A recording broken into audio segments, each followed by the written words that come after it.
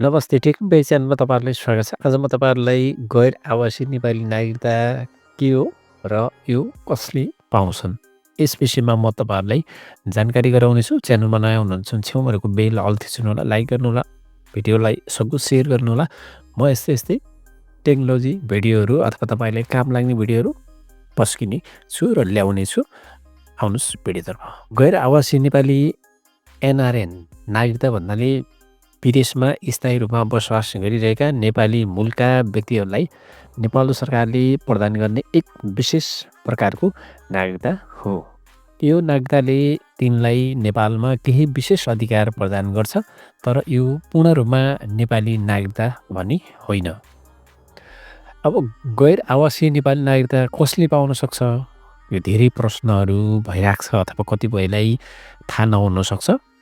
म तपाईँलाई प्रश्न बनाउँछु। गैर आवासीय नेपाली नागरिकता नेपाली मूलका विदेशी नागरिकहरू जसले पहिले नेपाली नागरिकता लिएका थिए तर हाल कुनै विदेशी नागरिकता लिएका छन्। अब अर्को छ विदेशमा जन्मेका नेपाली मूलका व्यक्तिहरू जसका बाउआमाले नेपाली नागरिकता लिएका थिए तर उनीहरू हाल विदेशी नागरिक भएका छन्। अब गैर आवासीय नेपाली नागरिकताको विशेषता के हो? नेपालमा सम्पत्ति जग्गा जमिन राख्न सक्ने अधिकार, नेपालमा लगानी गर्न सक्ने सुविधा, नेपाल आउन जानको लागि लामो समयको भिसा प्राप्त गर्ने सुविधा, संस्कृति भाषा धर्म तथा अन्य सामाजिक सम्पर्क कार्य राख्न सजिलो। तर गैर आवासीय नेपाली नागरिकता प्राप्त गरेका व्यक्तिहरूलाई नेपालको राजनीतिक अधिकार, मतदान गर्ने, चुनाव लड्ने छैन। नेपालमा स्थायी रूपमा बसोबास गर्ने प्रावधान छैन।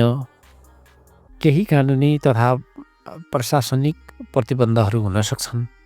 यो नागरिकता विशेष गरी प्रवासी नेपालीहरूलाई नेपालसँग जोडिराख्न र उनीहरूको लगानी तथा योगदानलाई सहज बनाउनका लागि दिने गरिन्छ। गैर आवासीय नेपाली एनआरएन नागरिकता बारेमा मुख्य गैर आवासीय नेपाली नागरिकता सम्बन्धी थप जानकारी तपाईँहरूलाई दिन्छु म।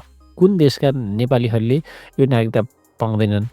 अब यदि कुनै नेपालीले सार्क राष्ट्रहरू भारत, भुटान, बङ्गलादेश, पाकिस्तान, श्रीलङ्का, मालदिभ्स, अफगानिस्तानको नागरिकता लिएका छन् भने उनीहरूले गैर आवासीय नेपाली नागरिकता पाउने योग्यता राख्दैनन्।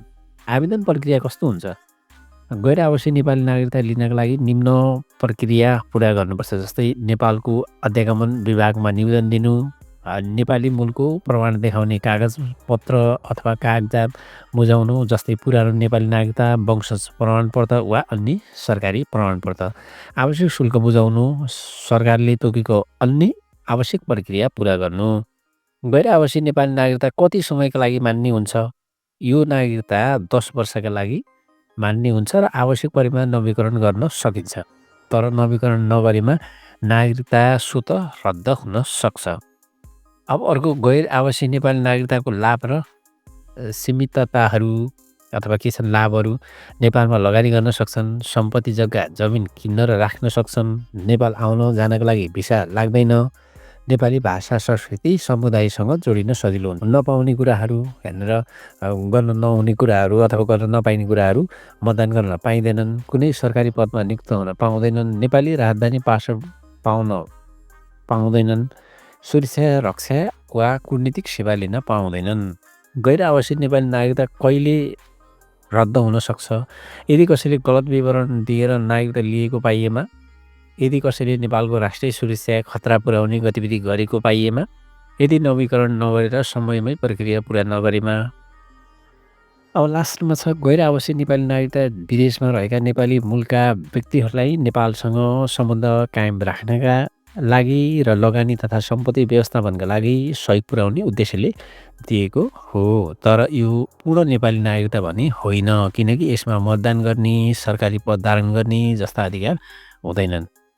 पक्कै पनि तपाईँहरूले विषयमा बुझिसक्नुभयो र तपाईँहरूलाई अथवा कसैलाई कन्फ्युज भएको कुरा एउटा दूर गर्नको लागि अथवा कन्फ्युज भएको कुराहरू मैले तपाईँहरूले सेयर गरेँ। मात्रै एउटा तपाईँहरूलाई जसले यो बारेमा जान्न चाहनुभएको छ उहाँहरूको लागि मैले यो भिडियो बनाएको हो। तपाईँहरूले आफ्नो थप जानकारी लिन अथवा अझ यो भन्दा